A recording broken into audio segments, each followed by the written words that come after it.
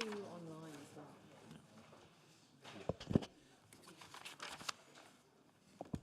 well. Welcome, councillors, members of the public and staff present in person, joining us online and watching via YouTube this evening. I declare this meeting of Bayside Council open at 7:05 p.m. Councillors and those present in the chamber are reminded to conduct themselves in a polite and professional manner, keep communication factual, use appropriate language and tone. Council meetings are live streamed and recorded via YouTube. Please therefore treat everyone with dignity, respect and do not use any defamatory or derogatory remarks. Defamation laws do apply to addresses in the public forum. Members of the public that have registered to speak in person will be called forward during the public forum. Please proceed to the lectern. Members of the public that have registered to address by audio-visual link are asked to keep your microphone muted and video off until invited to speak. Please note speakers will not be able to present material as part of their speaking time or share their screen. Councillors are reminded of obligations to conduct yourselves in a professional and respectful manner under the obligations of Council's Code of Meeting Practice in the interest of good governance and to adhere to meeting etiquette. All present are reminded that the YouTube video recording is an official record of Council and will be accessible via YouTube in accordance with the Code of Meeting Practice. No other recordings are permitted and all present should ensure that there are no video recordings, audio recordings or photographs taken. In case of emergency, please follow the instruction of the Council staff, exit via the Town Hall foyer and proceed to the evacuation point. I would just like to begin the meeting by acknowledging the Bidjigal clan, the traditional owners of the land on which we meet and work, and also acknowledge the Gadigal people of the Eora Nation. On behalf of Bayside Council, I pay my respects to their elders past, present and emerging.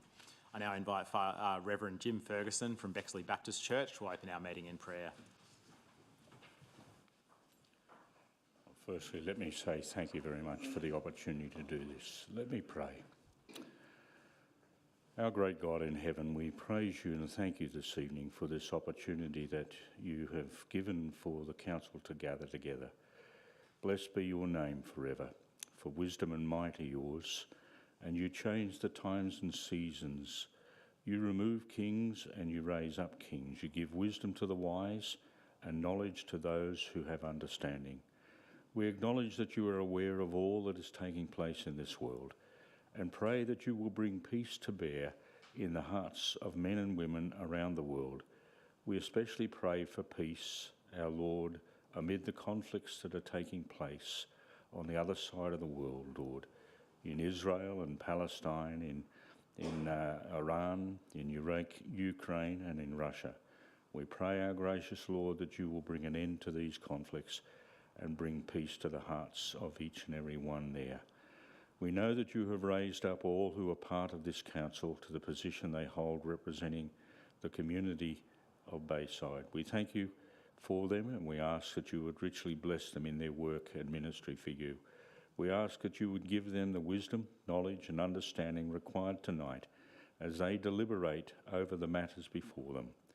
Guide them to make decisions that will benefit the community they represent within the Bayside municipality. And we pray that all that is done here tonight will honour you and glorify you. In Jesus' name, amen. Thank you. Thank you, Reverend Ferguson. I would just like to echo Reverend Ferguson's words. There are obviously horrific conflicts happening around the world, particularly in the Middle East and Ukraine at the moment.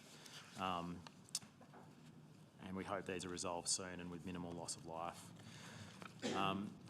Moving on to condolences, we are deeply saddened to hear of the passing of Elaine Bryant, beloved wife of the former Rockdale City Council Mayor and Councillor Peter Bryant, who passed away on Monday the 26th of May at the age of 84. Elaine was a devoted partner throughout Peter's years of public service and was warmly regarded by all who knew her, including those who served alongside her on the Rockdale City Mayoress Committee, where she was very highly regarded. Her kindness, dignity and enduring support left a meaningful mark on the Rockdale and wider Bayside communities. On behalf of Bayside Council, we extend our sincere condolences to Peter and the Bryant family. Our thoughts are with them as they remember and honour Elaine's life and legacy. Would any other councillors like to speak? Mr. Barlow? No. Are there any other condolences, councillor? No. Thank you. Moving on to apologies, the following apologies have been received. Councillor Boudelet, Councillor Dusku, and I believe Councillor Nagy, unless he joins us shortly. Are there any other apologies? Those in favour, all those against, declare that carried. We have 3 leave of absences tonight. Oh, sorry, we need a mover and a seconder for apologies. Move Councillor Bezic, second Councillor Strong. All those in favour, all those against, declare that carried. We have a leave of absence from Councillor Poulos. It's been circulated. Do I have a mover and a seconder? Move Councillor Wada, second Councillor Strong. All those in favour, all those against, declare that carried. A leave of absence from Councillor Sarai Kasim.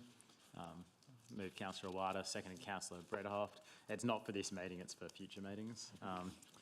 Those in favour, all those against, declare that carried. And finally, a leave of absence for Councillor Douglas. Mover and a seconder. Move Councillor Brederhoft. Seconded Councillor Curry. I believe there was a correction from what's in the meeting agenda to Councillor Douglas's leave of absence. Has that been amended? Yes. General Manager? Yep, that's been actioned. All those in favour, all those against, declare that carried. We also have Councillor Saravinovsky and Councillor Douglas wishing to participate in this meeting via audio-visual link. We have a mover and a seconder to allow them to participate via audio-visual link. Move Councillor Bezic, second Councillor Brederhoft. All those in favour, all those against, declare that carried. Now move to disclosures of interest. Does any councillor wish to make any disclosure of interest? No. No disclosures of interest. Move on. Can I ask two councillors who were present at last month's meeting to move and second the confirmation of the minutes? Move Councillor Morrissey, second Councillor Curry. All those in favour, all those against. Moving on to mayoral minutes, we just have a couple of short acknowledgements tonight. Sorry, we have Councillor Douglas.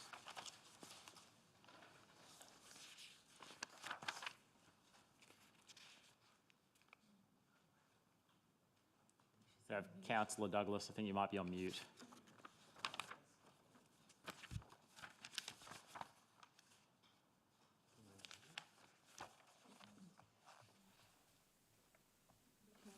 I'm not on mute.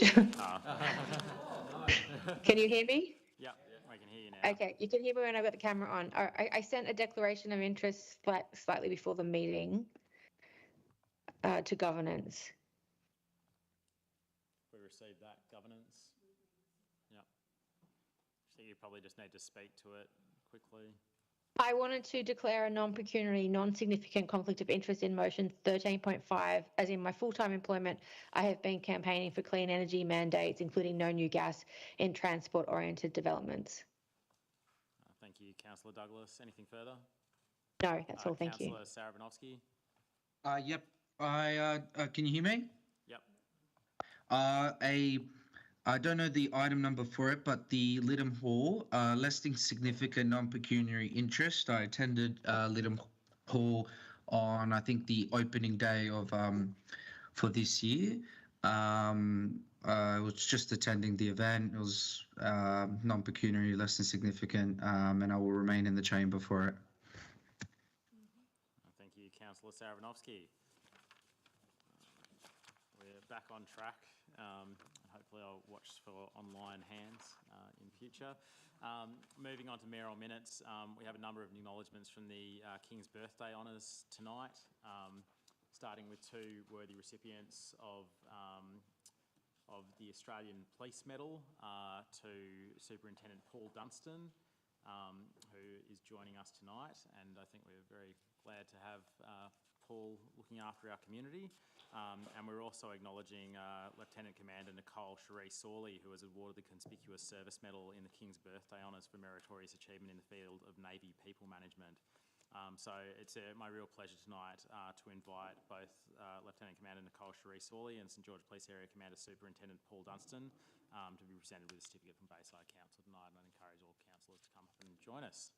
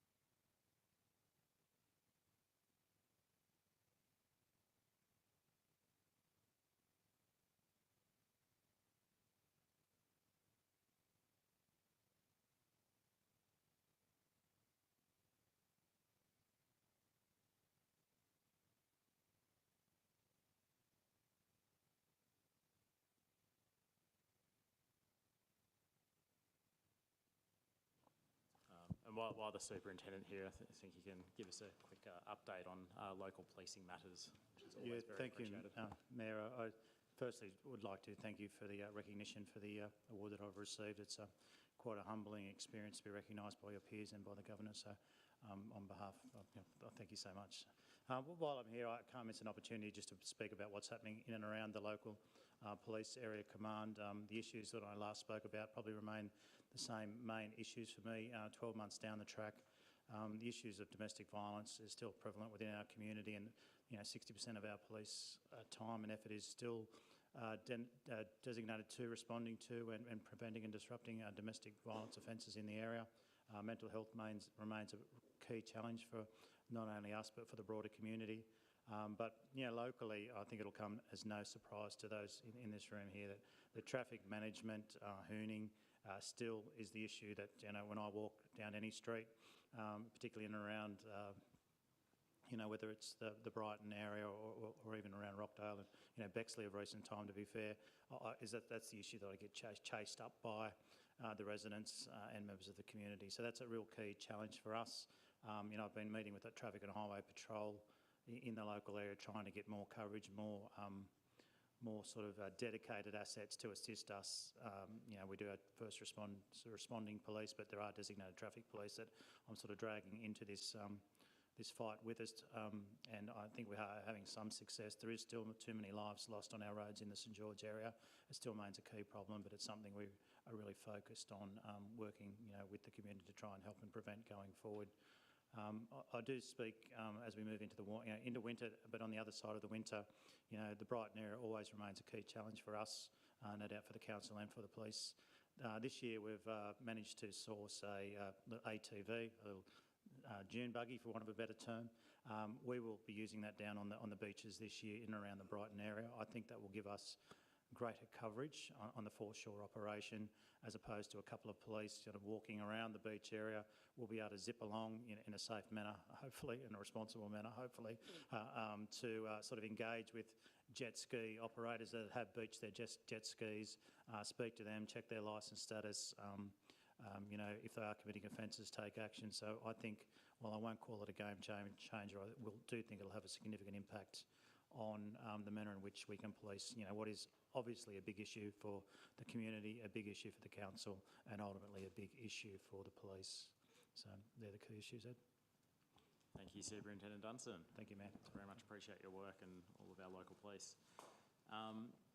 Moving on to items by exception, we'll now proceed to deal with the remainder of the business on the paper by exception. See the item that's being dealt with by the public forum, item 13.5, I believe. We'll go around the room. Councillors, are there any other items you wish to deal with individually other than the notice of motion? Councillor Curry, Councillor Morrissey, Councillor Bezic, Councillor Strong, Councillor Kasim.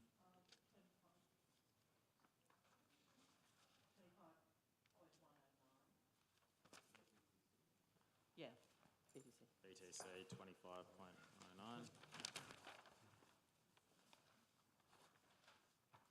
Councillor Brederhoft. 11.4 and 25.016. CS. CS 25.016. Councillor Awada. Councillor Barlow. 11.6. CPE 25.014.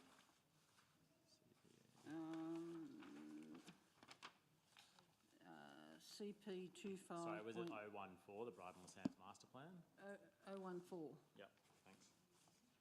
And CP 25028.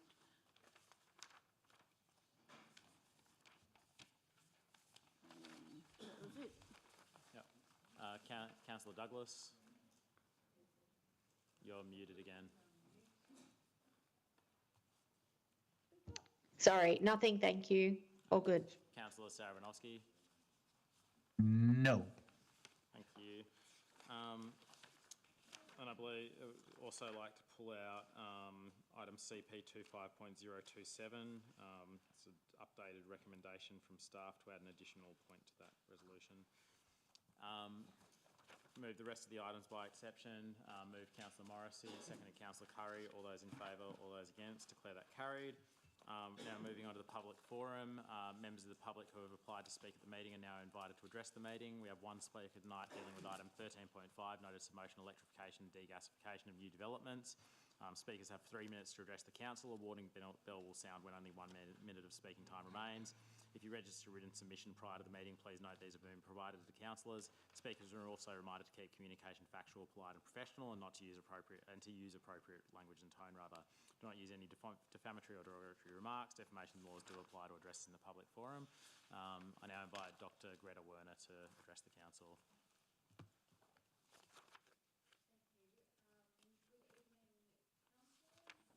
And members of the public.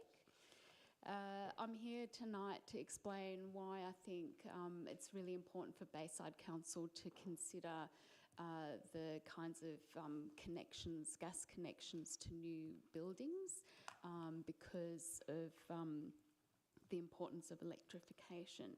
So my interest in electrification started obviously because of the greenhouse effect and the effect that burning fossil fuels have on the climate and so on. And I think that's something that we're becoming more aware of nowadays with the floods in Lismore and places like that.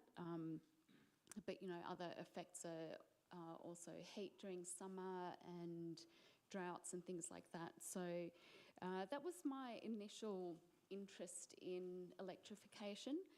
But when I looked into it more, it turns out that there are medical practitioners that are also campaigning for reduced use of gas, especially indoors, because of the health effects that have been discovered. So for example, a recent Australian study found that gas cooktops are associated with around 12% of childhood asthma in Australia.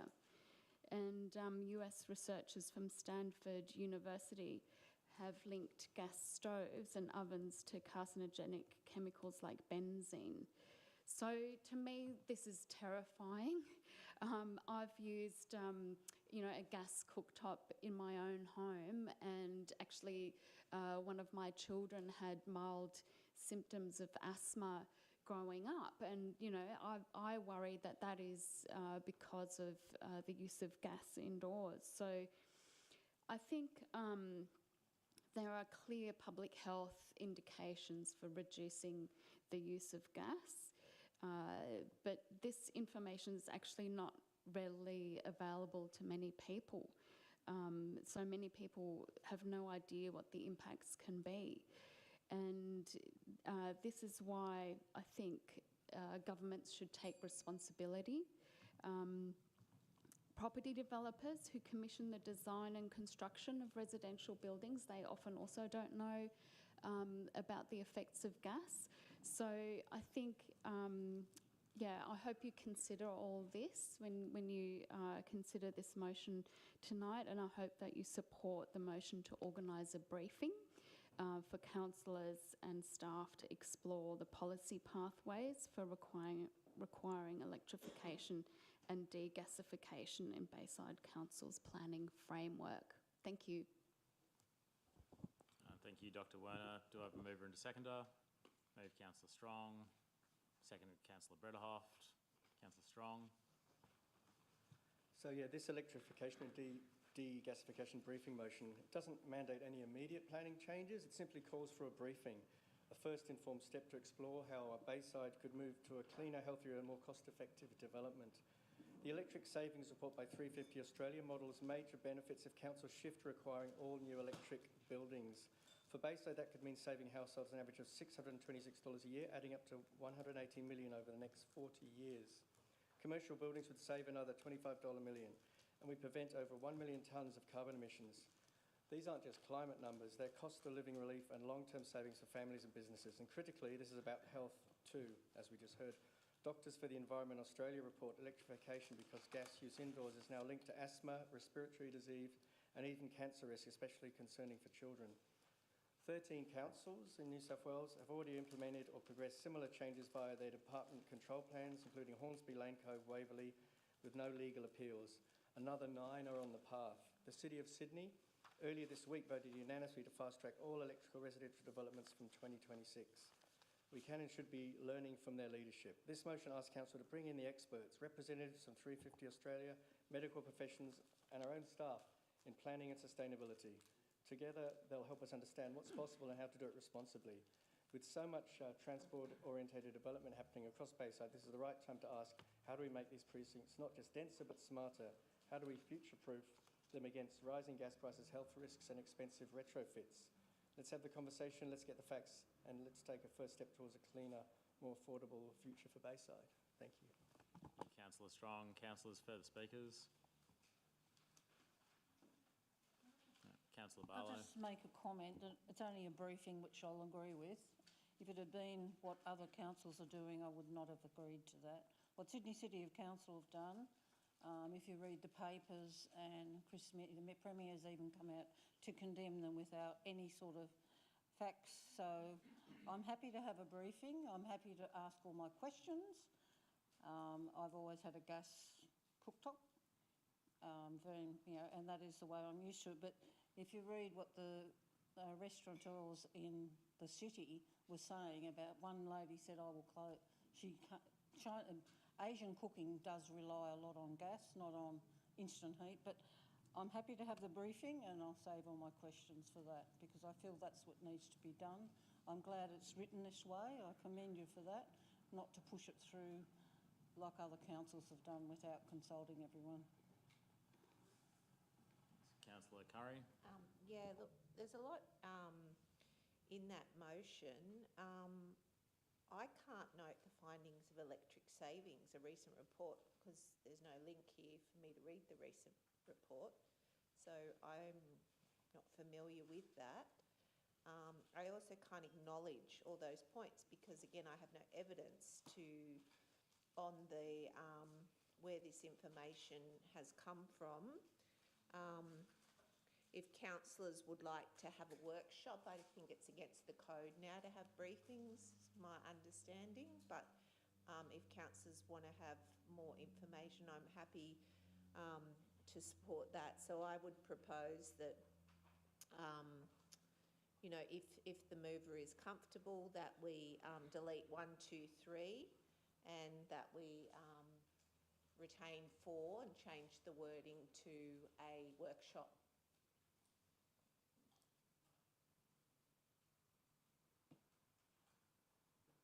Does that mean getting in the people like the doctors and the people from, can they come to the workshop? Yeah, and yeah, if they can, then I'm okay with that. Yeah, they're there. That's true. They're not just made up. No references.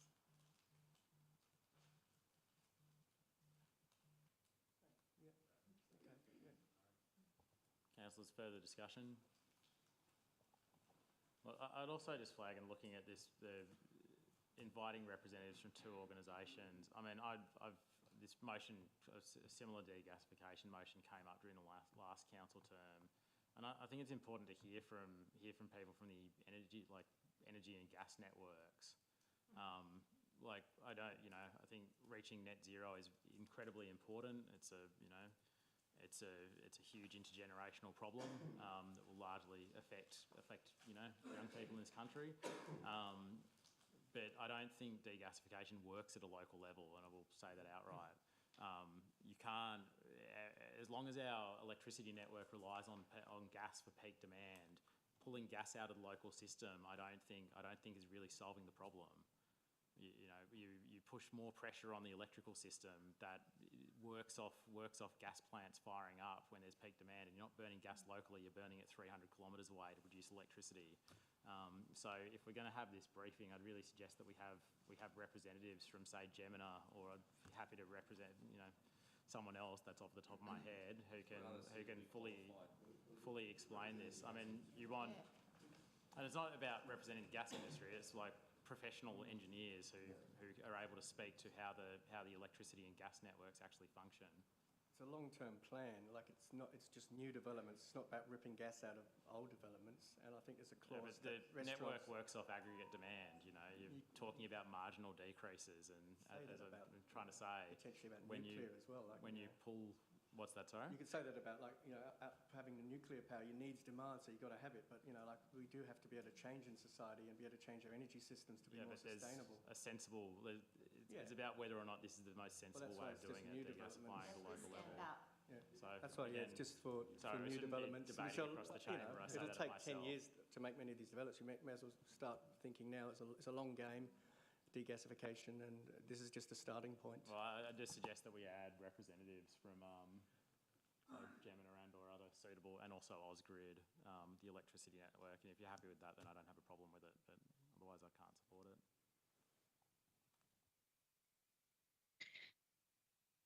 Mayor, can you hear me? I was hoping to speak. I've had my, Councillor Douglas. Can you hear me? Sorry. Yep. I, Not you. I have had my hand up and was hoping to speak in support of the motion. Yep. Go ahead, Councillor Douglas. Sorry, it's very hard to see you having your hand up online in the new system. So my apologies. Fair enough. That's okay. I just did want to speak in support of this motion because I think ultimately this is a cost of living and a health issue. We've seen the Victorian government come out and confirm their commitment to no gas in new developments. And we've seen many councils around New South Wales do the same. I'm at the Australian Local Government Conference at the moment and speaking to councillors about this today. And the councils that have passed motions in support of this, which is a further step, have had no problems with it. The New South Wales state government is behind on this issue compared to Victoria. So I think that's why councils are taking the lead because we don't want to see stranded assets, basically. And that's what's going to happen if we continue to build high density apartments with gas. It's basically a cost shift from developers to consumers who will then have very difficult, a lot of difficulty retrofitting. And I've been experiencing that firsthand with my involvement with an electrification pilot project in Walleye Creek, where we're trying to retrofit those high rises there. It's extremely difficult to retrofit. So we do need to get ahead of this, especially with high rises. It's easier with freestanding homes. It's still difficult, but it's nigh impossible with high rises. So I'm very pleased to see this motion and that councillors are open to hearing from the different groups, including Ausgrid, around what the issues are and what the solutions are. Councillor Douglas, any further discussion? Councillor Strong, right of reply. Yeah, I'm happy that the brief is happening, although it's been changed, but yes, go with that. Thank you. All those in favour? All those against? Declare that carried. Item 11.4, response to notice of motion, truck traffic on Forest Road and Stony Creek Road. Move Councillor Brederhoft. Can I second that? Councillor Douglas? So seconded Councillor Douglas. Or seconded, yep. I just pulled that out because I wanted to say thank you for council staff to pull this together. That was very interesting, and a lot has been done over the years, which makes it even more frustrating that nothing has been happening. Really, so I mean, in recent times, I think in early June there was another truck that fell on the side in Stony Creek Road and George Road. So or I would want to ask whether we could also include in the letters that will be sent to ministers, whether we could include a short acknowledgement or response that includes how residents are feeling, how businesses and schools are feeling, and how it's impacting them. I think council probably has some information on that too. Would like to ask the general manager about that. And the other part is whether we should also request a meeting with Transport New South Wales to give us an update rather than only sending letters. Just request a meeting with Transport New South Wales and other authorities that are relevant. I'm sure we can include that in the letter. And I think it should also add the Honourable Jenny Atchison, Minister for Roads, who I think is generally responsible for most of these action items, other than the toll review. Councillors, any further discussion?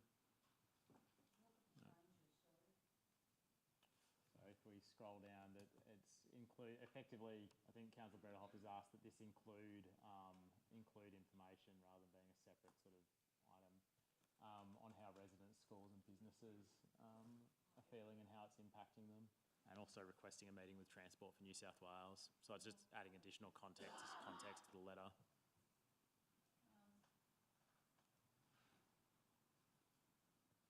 I think Councillor Barlow. just the Bexley Chamber of Commerce would have a fair knowledge. I was at the trivia night last night and they were, well supported by their local residents and their shopkeepers. I know what the comments are from the residents, seeing I've been there a long time, but it needs, I don't know, it's basically get the trucks off the road. You can't do a North Connex because it wasn't there when this was built. So there was an article where you could look at, it's just a matter of hopefully someone will open the M5 again, which I doubted, but it was fully paid for. Now it's going to get paid for about 5 times more. Great to have a meeting with the Transport New South Wales. They're an interesting, to have meetings with, believe me. Thank you. Thank you, Councillor Barlow. Any further discussion? All those in favour, all those against, declare that carried. Item 11.6, progress report on councillor notices of motion, June 2025. Moved, Councillor Barlow, you pulled this out. No, it's just, it's Do I have a seconded, Councillor Brederhoff? it's the progress note. There's one that has dropped out two meetings ago. It's not finalised. It's the notice of motion on the Prime Minister plaques. It's still got a yellow dot. Works have been commissioned, but it is not finalised. I think we were still looking for money, so I'd like to have it put back into the system if you can. So it dropped off a couple of meetings ago. And it's still a yellow dot. So General it's not Manager's finalised indicated at we all. can put that back in. Okay, thank you. Councillor Kasim. Thank you. On that matter, I would also just, I noticed that it's going to be closed off, a motion I put with regard to handling traffic. It was instigated largely around Walleye Creek.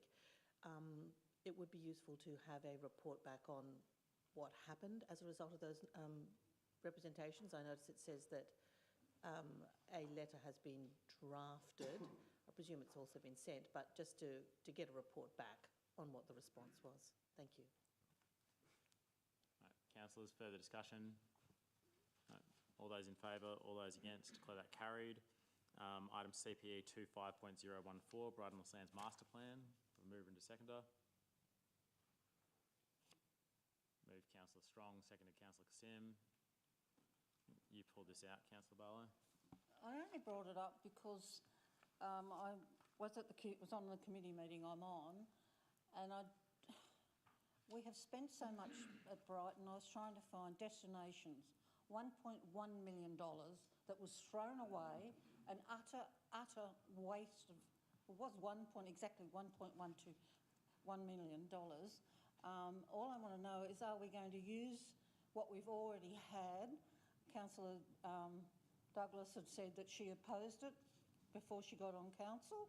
I remember we threw it out of council because all the residents in Brighton did not want the development. So are we going to use the study, or we've got to start again?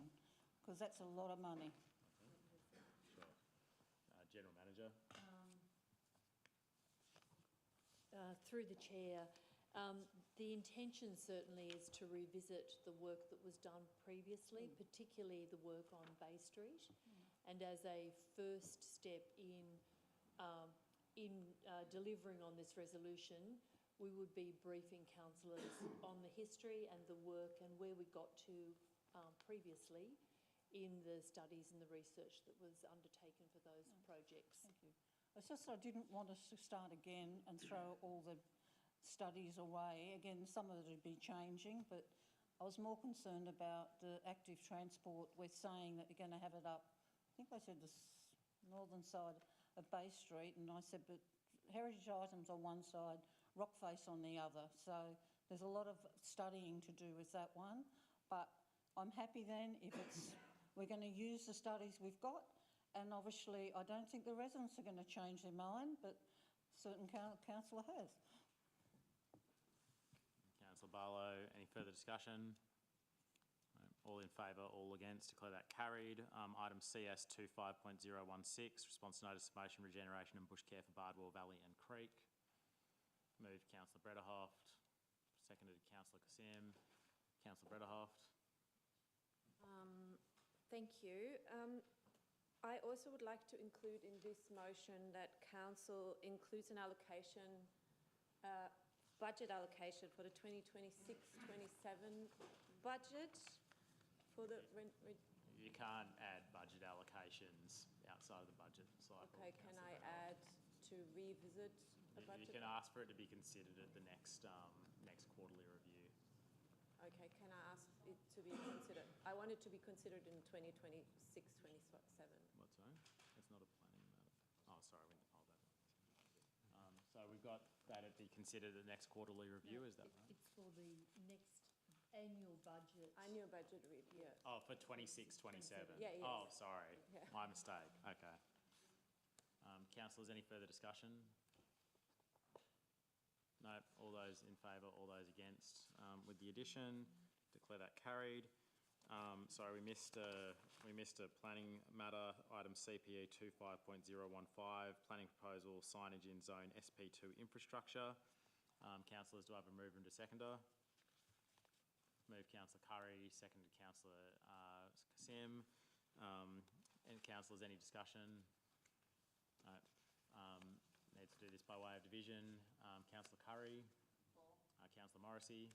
Councillor Bezic. Or Councillor Strong. Councillor Kassim. I think it might be unanimous. Councillor Brederhoft. Councillor Awada. Councillor Barlow. Councillor Saravinovsky.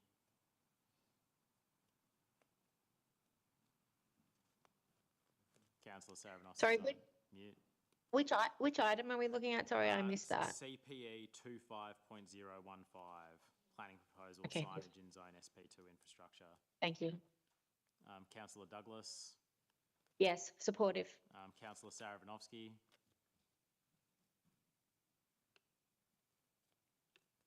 We might have lost Councillor Saravinovsky, so maybe just put him down as absent for this item. Declare that, and myself declare that carried unanimously. Moving back to item CP 25.027, draft operational plan and budget 25-26 and draft fees and charges 25-26.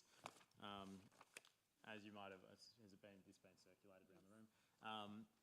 The submission from the Bexley Chamber of Commerce was inadvertently left out of the initial report, and it's just adding an additional bullet point that council formally notes the submission made by the Bexley Chamber of Commerce and notes that meetings will be arranged with the Bexley Chamber of Commerce and relevant staff to discuss the matters raised.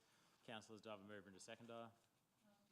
Moved Councillor Barlow, seconded Councillor Brederhoft. Councillors, any discussion? Just a comment that the President of the Chamber rang me. He's very happy that, he was disappointed that he couldn't speak, but he's happy that council took the initiative to speak to him, and they're going to have a meeting with all the concerns of Bexley. So he's grateful to that. Right, thank you. Any further discussion? Right, councillors, all those in favour, all those against, declare that carried. Item CP 25.028, Mayor and Councillor fees 25-26. Do I have a mover and a seconder? Moved Councillor Morrissey, seconded Councillor Bezic. Councillors, any discussion? Councillor Morrissey. Hi, this is something that gets visited every year, and I'd like to amend it to remove 25-26 to the remainder of this term. Can we do that? Okay. You need to consider it every year. Oh, that's interesting. Okay, so yeah, it's really important that councillor fees are increased in line with the recommendations. It's an independent tribunal. It's a really awkward and unusual situation that councillors are in to vote for their own increase in allowance. I just want to make it very clear that we don't earn $200,000 a year like a couple of people think we do who have approached me in the last year or two. It's a relatively small allowance. it's important we maintain pace with the independent recommendations to encourage as many people as possible to run for local government. We all made the decision to put ourselves out there and run to advocate and represent our community, and we're privileged positions to do so. We need to encourage succession in local government representation and encourage a diverse and wide range of people by not keeping pace with relatively minor increases over time. It's actually going to discourage people from running. It could be the difference between having a wide and diverse range of people representing the community to a much smaller number. Thank you. Thank you, Councillor Morrissey. Councillors, further discussion? Councillor Barlow. I was going to move that, but I missed it. That's fine.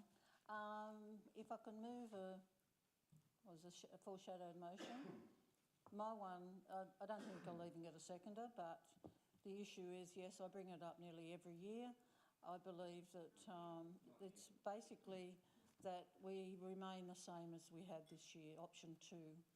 I believe that in the climate we're in today, it is a cost of living crisis. People are struggling, and here we are. I know it's only small, it's only $1,000 or whatever it is, but we have to look at the big picture, and I cannot believe it, but Georges River Council actually unanimously did not take their allowance this year. Now that to me is pretty amazing. So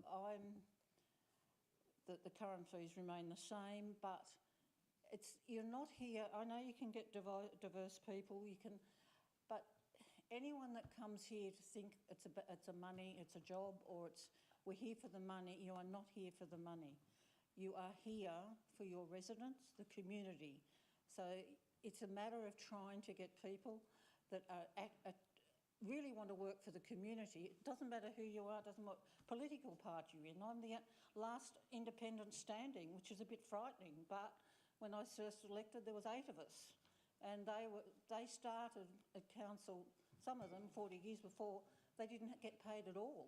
So it's a matter of saying to the community, we consider that maybe you should take it, but really it should be just remaining the same so that but anyway, I know I'm told all the time, give it away. I give away that allowance quite often, but most of the time, not all of it. I give away the extra $1,000, which I sit down at the weekend and send them all out. But I haven't got a seconder, and I gather I'm not going to get one, so at least I've had the chance to make my voice heard, and I feel that considering the economic climate at the moment and the residents, you should all be sort of thinking for them.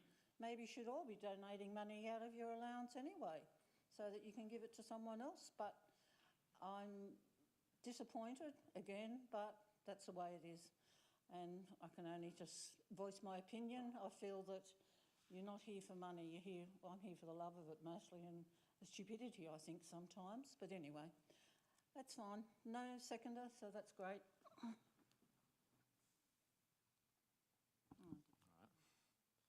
Councillors, further discussion? Councillor Morrissey, right of reply. I just take a little bit of offence, to be honest, about calling people out who do or do not donate money.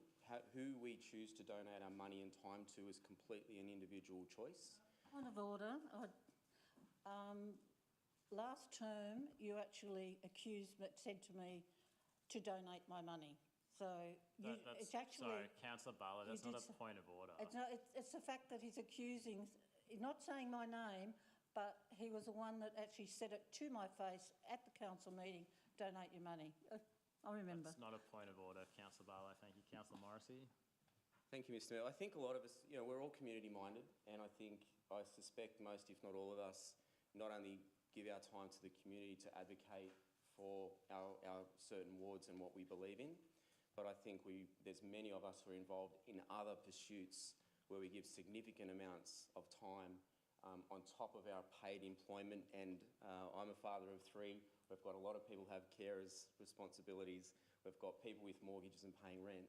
So to mix up what we're doing outside and donating, that's a choice. And I know some councillors will donate some of their allowance, excuse me, and that's up to them. But I give a lot of time in other pursuits, and I know a lot of other people do as well. And I think that anyone in local government should be recognised for that as well. So I object to the way that's been put. Thank you. Thank you, Councillor Morrissey. And I will just provide a brief comment on that as well, that I totally agree with Councillor Morrissey. I think it's also a real problem to rely on this sort of conspicuous charity around these things as well. I mean, that might not be possible for everyone. If you're able to provide charitable donations, whether from your council allowance or anything else, that's fantastic. But making that I think repeatedly saying that is also a very political point, and the fact that that's not an available option to everyone. I mean, if this is the difference between somebody being able to serve or not, that shouldn't be, that shouldn't be a matter for debate in the chamber, and it shouldn't be judged, as a political issue. And I just go back to, I remember a few years ago there was a whole song and dance about whether or not council would pay for people's phones. And I don't know, I've never put in my phone bill to council. I use my phone all the time. I think most of us do. But if that's I don't know how you do this job without having a mobile phone. And if that's what lets you afford it, it's fundamental to being a councillor. You need to support our elected representatives. So it's fundamental to our democracy. So councillors, all those in favour? Aye. All those against? Division has been called. Councillor Curry, the original motion. Councillor Morrissey, Councillor Bezic, Councillor Strong, Councillor Kassim, Councillor Brederhoft, Councillor Awada, Councillor Barlow, Councillor Douglas. Excuse me, are we voting on the original motion? That's right, Councillor Douglas. Yeah, I am in support of the original motion. Councillor Saravinovsky. I think we may have still lost Councillor Saravinovsky, so let's put him down as absent for the motion. Declare that carried. Item BTC 25.109, Mascot Station Precinct Traffic Study. Move Councillor Kassim. Thank you very much. Do we have a seconder? Seconded Councillor Morrissey. Councillor Kassim. Yes, thank you very much. I'm just rising briefly to acknowledge Council for all it does in traffic matters, and that this is an example of where there has been long-standing traffic problems. Walleye Creek is another one, not of our making, but due to major state government developments in the area. And just acknowledging that this particular report has taken a year to actually, that's how much work it is, to actually be done. And that there is more work to be done for it. So we did decide in the traffic committee that what needs to happen is to actually set out what the next steps are on this, because it will not be a short-term, there's no short-term fixes basically. It will take some time, and so I just really want to acknowledge that. I want to acknowledge the hard work, and also to let I guess our residents know that we do know that there are things which need to be done, and they are getting done, and to ask for patience because these things do take time, and we don't actually have control over a lot of it because it is actually under the control of Department of Transport, but we are doing our best. Thank you. Councillor Kassim. Any further discussion, councillors? All those in favour, all those against, declare that carried. Item 13.1, notice of motion, Sir Joseph Banks Park, Botany. Move Councillor Curry, seconded Councillor Morrissey. I think you can still talk to it and you can amend it to regularise it, I believe, so that it can be considered. Well, all right, so that was a real, what's the show, Utopia? Apologies. I think in accordance with whatever clause of the Code of Meeting Practice, you can put the items forward for consideration to the meeting of 27 August 2025, or put it forward so that they're considered as part of the quarterly budget review, I imagine. Yep. Can I do that then, please, Mr. Mayor? What's the mechanism? Sorry, I don't understand the mechanism. Maybe the General Manager can explain it. Sorry, yeah, through the chair. So For tonight, there is no constraint on you debating, discussing, speaking to this item, but the resolution for this evening is to defer the matter for consideration either at a future council meeting, which we've suggested August, or for a quarterly budget assessment. But that doesn't in any way limit your ability to speak to it tonight. It's just that you can't adopt something that has a budgetary implication until we know the full extent of that budget. Clarify, Jim, that the notice of motion there to be deferred for consideration when a report will be prepared by the General Manager, that's the new motion, but we can still talk to that. Yes. Okay. So, councillors, what we're seeking, in Sir Joseph Banks Park, we've got a lot of recent activity. We've in terms of the playground, we've got a new amenities building. We've got a couple of dog parks there. We've got the pump track. It's also got a very old and outdated basketball ring with a small patch of concrete. There's huge demand across the whole of the area for basketball. We're also looking at netball courts, which was in another motion earlier on. So we're seeking to support, subject to budgetary review, that a basketball court, a full basketball court is built or constructed on the existing site. There's no change in location, but given the fact we've had thousands of residents move into the Ward 1 area, and particularly the southern area of that ward around the park, quite often that there's a single basketball ring on maybe 5 by 5 metre piece of concrete. It's frequently overused and unavailable for people who want to go there. So that's the reason we are asking for your support to meet the demand of our youth, particularly youth, male and female, in the community. Thank you. Councillor Morrissey, councillors, further discussion? Just to comment that with Gilchrist Park, is there any way of making it a dual court or not? I know that quite often, Councillor Morrissey and former councillor, it was a 5-point court. We're not talking about Gilchrist. This is about Sir Joseph Banks Park. I think where Councillor Bartlett, there's the one in Gilchrist which is dual purpose netball and basketball. Yeah. So if that could be investigated as an option, and I'm supportive of that suggestion, just subject to the budget. So does that need to be amended to say dual purpose netball and basketball? Yes. Yeah, so I'm happy for that. There is a big demand for netball training facilities in our area as well. Thank you. Councillors, further discussion? No. All those in favour, all those against, declare that carried. Item 13.2, recognising First Nations history in our first contact to LGA. Move Councillor Kassim, seconded Councillor Bezic. Councillor Kassim. Yes. Thank you very much.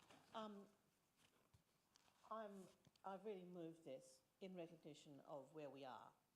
Bayside is unique in being the site of James Cook's first landing in Australia in 1770. It's also the site of the first landing by the British before they moved to Port Jackson, where the British flag was raised and planted. The Sydney Basin, including the land which now forms part of Bayside, was a site of considerable resistance colonisation. In addition to those who fell victim to armed conflict and alienation from land and traditional food sources, unfortunately, it is estimated that in the first year after settlement, it's in 1789, almost half of Sydney's Aboriginal population died in an epidemic of introduced diseases, particularly smallpox. We now have a comparatively small Aboriginal population living in our LGA. It's only about 2% of our residents. Nevertheless, they will, of course, always be the custodians of the land on which we now all call home. Their history runs in parallel to ours and to the history of settlement from 1770 until the present. So the concept which I'm putting forward is really to recognise that parallel development with a concept of dual interpretive signs, so that we recognise that the place has in fact got more than one history. And there's always more than one interpretation to the significance of it. So it's not to It is not to deny the significance of British history here. It is simply to also acknowledge that there is Aboriginal history here as well. So the placement of interpretive signage regarding colonial history in particular needs to be told from the perspective of both the colonist and the traditional custodians of the land which they colonised. And as I say, this is particularly important because we are the LGA of first contact. So I recognise that this needs some investigation, but I think it is, I just wanted to speak to the reasons behind it. Thank you. Thank you, Councillor Kassim. Further discussion? Councillor Bezic. Look, I think it's quite a good motion. I think the fact that we have dual interpretation is a very good way of going about this, and not just having one side, adding cultural context to our historical monuments, and being the fact that it was the first point of contact. It will benefit not just the Bayside residents, but also Australia as a whole. Thank you, Councillor Bezic. I'd just like to, and I think, you know, an audit can sound like a very big thing, but I'd hope this is done quite slowly. Slowly is probably not the right word for it, but very deliberately.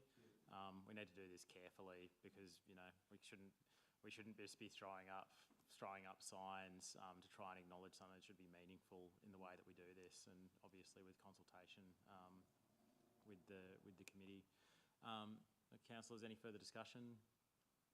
All those in favour, all those against, declare that carried. Item 13.3, improving compliance with water-sensitive urban design. Moved by Councillor Kassim, seconded by seconded Councillor Strong. Councillor Kassim. Thank you. So this again is recognising how special our place is. We all actually love our natural environment. We've had discussions about our beautiful Bardwell Valley. We all know that the area around Walleye Creek is stunning because it's a watercourse. But stormwater runoff does in fact cause a lot of pollution to our waterways. All private developments in the area are required to install assets to fulfil functions like stormwater detention, infiltration and treatment as part of the development control. And consent. However, it is estimated that only, and this was in Parramatta, but there's no reason to think that we may be that different, that only about 20% of those private assets are adequately maintained. Now, in many cases, this may be due to a lack of familiarity with legal obligations, or it may be due to resourcing issues. This framework, which I've mentioned, has been developed privately, but it seeks to address some of the lack of information and also which is around, and provide some assistance with templates to reduce resourcing costs to implementers and to regulators. The framework itself is also free. So this is in fact put up not as something which will cost us money, but hopefully something which will save us money and or at least enable useful things to be done in a cost-effective way. So, you know, we do have an important role as council, not only in regard to maintaining our own assets, but also in regard to providing guidance to private owners of assets to assist them with performance monitoring as part of our compliance responsibilities. The framework is new, and so I present it as an opportunity for council to take a leading role in trialling its usage and contributing towards its development for the sake of our waterways and hopefully others around the state. Thank you.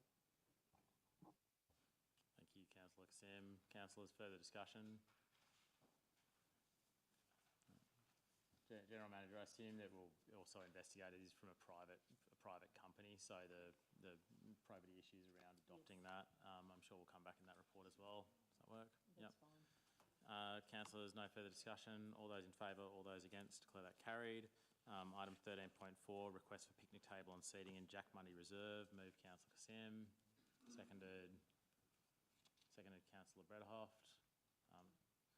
Councillor Kassim. Yes, thank you. This is again in recognition of a lovely local icon, which is Jack Mundy Reserve. It is a joy to go there on weekends and see who, you know, families come out, kids play in the park, and, you know, this lovely group of gentlemen who always go there to play cards. But all of this is made a lot easier if they just have somewhere to sit. So it's very simple. It's a very small thing, but it will make a difference to their lives. So thank you very much to the General Manager for accommodating it. I appreciate it, and I'm sure they will too. Thank you, Councillor Kassim. Any further discussion? No. All those in favour, all those against, declare that carried. Item 13.6, proposal for a pedestrian bicycle path under the Walleye Creek Bridge. Moved Councillor Strong, seconder. Councillor Kassim, Councillor Strong. I understand this one's also being deferred for funding exploration.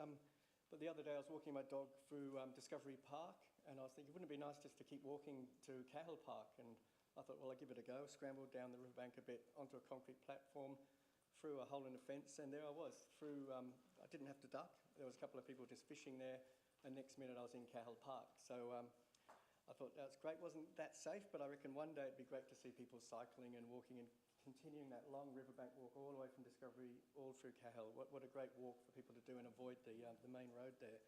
So I'm putting this motion tonight to investigate the feasibility of constructing a pedestrian bicycle path under Willow Creek Bridge, linking these two much-loved parks with a safe, scenic and functional route. Right now, pedestrians and cyclists have to cross the Princes Highway, one of the busiest roads in the area. This proposed path would remove that risk entirely, offering a safer, more direct connection that encourages walking, riding and enjoying the river. This aligns with the Council's Bayside Bike Plan and the Willow Creek Transport Study, and it supports our commitment to sustainable transport, public health and better urban connectivity. So beyond safety and sustainability, this would be good for local business. More foot and bike traffic means more activity through the area, especially around shops and cafes. And perhaps most importantly, it's about stitching our green spaces together so that Discovery Point, Cahill Park and the Riverfront become a cohesive, welcoming recreational zone for residents. So this motion asks Council to explore the idea through stakeholder engagement, feasibility studies and identifying funding pathways, and report back with a road map. So let's make this small and significant step towards a more connected, walkable, dog and bike-friendly Bayside. Thank you. Councillor Strong. Councillors, further discussion? Have we looked at this issue in previous councils? Has this come up?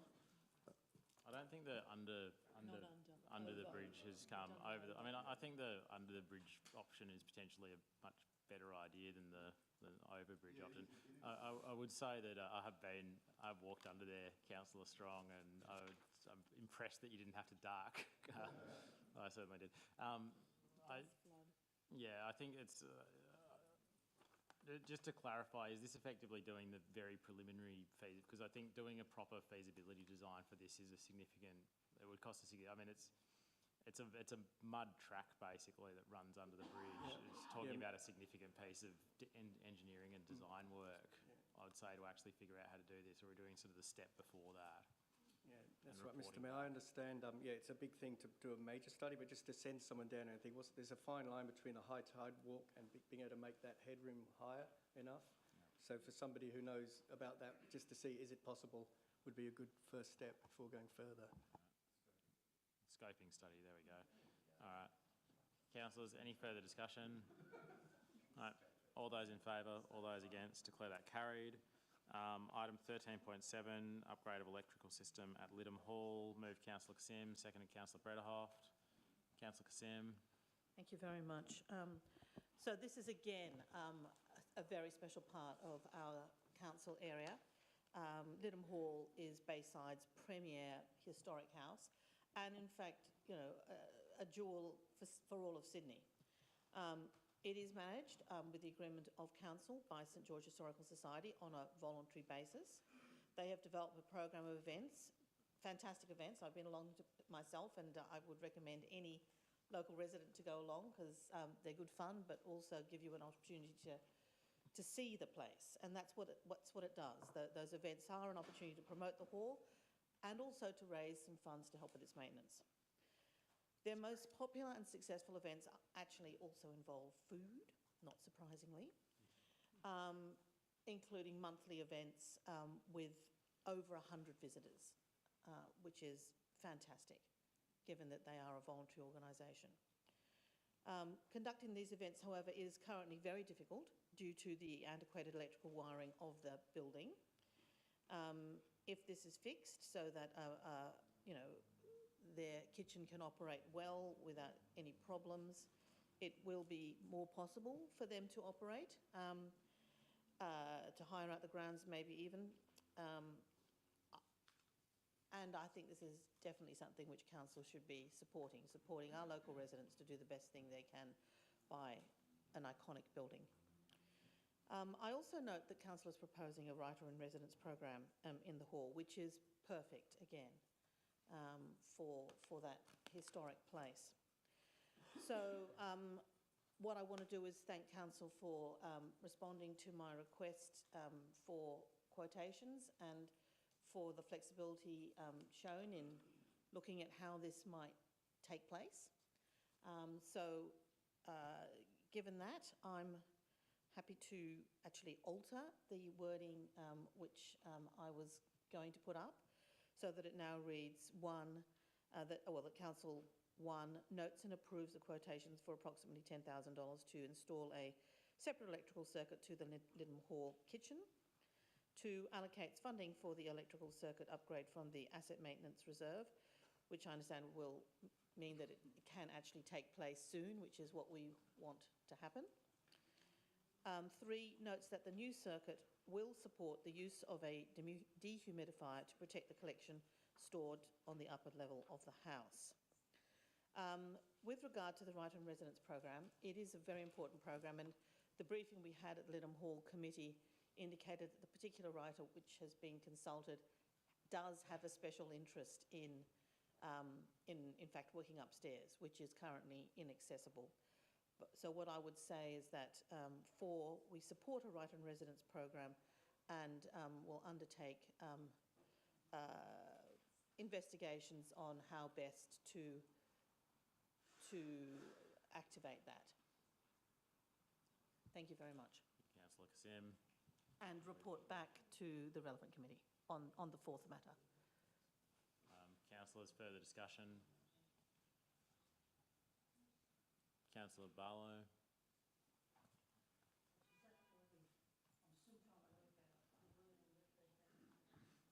I think some wording was produced and provided previously, so we're trying to get it just copy and pasted over, I believe. No, I'm not sure whether the funding is today or tomorrow, or I'm not sure because I'm not sure. But the issue I have is there are 4 people on the committee. Two councillors were not on that committee, were not consulted at all. I only saw the notice of motion when it came into council, came to us on paper. It would have been nice, you've been to one committee meeting, it would have been nice to have consulted the other councillors. I will acknowledge that when I went to the dinner, I thanked St George Historical Society for acknowledging the work I have done over the years, the running up and down of those stairs, which was, I don't think I could do it now. That was 5 years ago or 4 years ago. And it was the former councillor Andrew Souness that found the patriotic flag in the chimney upstairs, and he identified it straight away, and that was quite exciting. And I will say, I gave $1,000 of my council allowance to have part of the restoration of that flag, because it cost $18,000. General manager kept saying no. I said, no, that's fine. I don't mind, because it had to be conserved correctly. So it had to go to a specialist place. So I'm happy to support it. I would have said, if I'd seen the notice of motion, you can't have a commercial kitchen. You know now you can't have a commercial kitchen. It's a wording, but when it says commercial, that means as being in business, it's commercial. So you can have a kitchen you can go and buy somewhere else, which you can fit. You've got people, and that's, you know, flat pack kitchen would be fine, but you can't have what it is. So I'm more concerned that if it's going to cost more than $10,000, are we approving funding tonight? And if we're approving funding tonight, what happens if it goes over the $10,000? Because we're taking it out of someone's budget that they might have wanted something else. So approximately, and it could be a lot more than approximately. I think the General Manager can probably answer that question. Electrician. Councillor Barlow. Thank you through the chair. We believe that the approximate cost is $10,000. I would be suggesting tonight, councillors, that you approve an allocation of slightly more than that to give us a little bit of leeway. It will then be included in the 25-26 budget that you have adopted tonight. I'm very confident that we will get it, given that we've had this quote has been verified by an electrician and they've looked at it quite closely. There are always some surprises in some of the things that you do underground, but we are very hopeful that we'll get it within that price range. In terms of where the budget is coming from, I've discussed this with finance, and the best place that we can find this money from is our asset maintenance reserve. So we are treating this as a maintenance issue. We are I guess, replacing one set of electrical cable with another. So there will be no impact on any of the other projects that you've adopted in the Capital Works program tonight. Thank you, General Manager. Councillors, further discussion? No. All those in favour, all those against, declare that carried. Questions with notice? There's two items. I'm suggesting that both of them be referred to the July Works and Assets Committee, because it was where you had to make a decision about basketball and netball at Gilchrist Park. Did we make a decision? Okay. Sorry, I can't see the screen, but I have put in 3. The screen is too tiny for me to read it from here. We've got those. Councillor Douglas. Any other questions with notice? Councillor Brederhoft.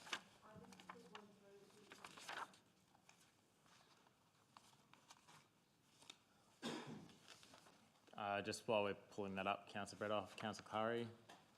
Oh, thank you. Just a question. Sorry, I haven't sent it in, but it's short. What is happening with the council building in Arthur Park, Botany? Thank you. Thank you, Councillor Curry. Councillor Brederhoft. It's about a question on whether there has been done a parking and traffic management study or investigation around Gardiner Park, Banksia, particularly with regards to when soccer games are on and parking issues there. I sent it through. Have we got that, governance? Yep. Let me give that a moment and we can add that. Yep, we've got that. Councillors, anything further? No. No more questions on notice. Has been brought to my attention that item 11.2 Gilchrist Park Facilities Basketball provided some options. And this was a supplementary report on the same topic. Okay, can we just deal with this tonight by pulling it out? Is there any? You have to make a decision on the options. I'm sure council can make a decision on the options. Okay. So a procedural motion to recommit Gilchrist Park CWA 25.019, which the committee helpfully left the council to make a decision on. Moved Councillor Morrissey, seconded Councillor Barlow. All those in favour, all those against. Recommit item 11.2 Gilchrist Park new facilities including basketball courts. Additional information to item CWA 25.019. Moved Councillor Morrissey, seconded Councillor Barlow.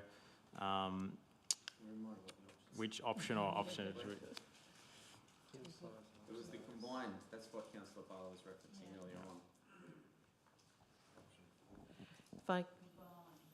Yeah, was it, I don't know. Yeah, I don't. Yeah, so we have the options between a full-size basketball court only with cricket nets, a half basketball court, half netball court with cricket nets, multi-courts, that is basketball and netball courts with cricket nets, or multi-courts, half basketball and full-size netball courts with cricket nets, which is the recommended option. Didn't we do that at committee? Or we didn't? You asked for further options. Yeah, if I could perhaps assist. As I was in the original meetings on this, I think the decision we were trying to come down to at the time was whether or not we would have half courts or a half court for the basketball and a full court for the netball, recognising that we don't have too many netball courts, and so the importance of having a netball court, or attempting to actually have full courts for both basketball and netball, The issue was that because of the need to switch around the rings for netball and basketball, it can make that difficult, and it appears that council, from what my reading of this, that council has found a way to actually locate these rings in different places so that it is possible to have both courts, although obviously not people playing at the same time. My recollection from the discussion at the committee was that there was some concern that there might be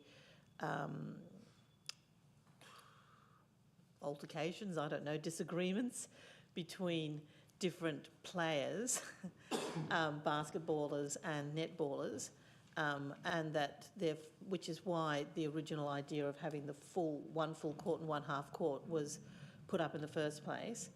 I guess, you know, I am in favour of a peaceful neighbourhood with sort of minimal opportunities for people to argue over space. So, you know, if that is the case, my inclination is that way. It's not a hard. I'm not arguing very strongly on this, but if that is the suggestion of council that's actually going to solve that problem, then I'm happy to go that way. I also presume that is a slightly less expensive option than having 2 full courts, and we would not lose a small tree apparently. So, yeah. Can I just make a suggestion Councillor that we Barlow. actually defer it to a site meeting, because I feel you really need to understand the park. I mean, like the rebound, my son used to practice his tennis there, so, and looking at it now, it's getting more complicated than it ever started to be. So if we could have a site meeting, could walk around and understand the whole park, or that part of the park. Councillor Morrissey. Yeah, as much as I would love to support a decision tonight, I think that's a good idea. If we have a site meeting, then recommit to the next committee, because then we can see the plans on the screen as a committee and come back to next month. So I think that's a good idea. Like a good plan. All right, so we're deferring the item for a site meeting prior to the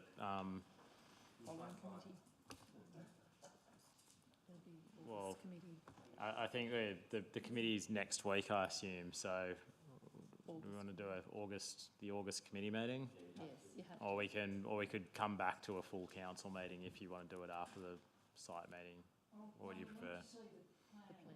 Yeah. Just go next committee. All right. So defer to the August committee meeting with a site visit prior. Yep. All right, councillors, any further discussion? All those in favour, all those against, declare that carried. We have one confidential report, 15.1, property acquisition Rockdale. Councillors, do we have a discussion?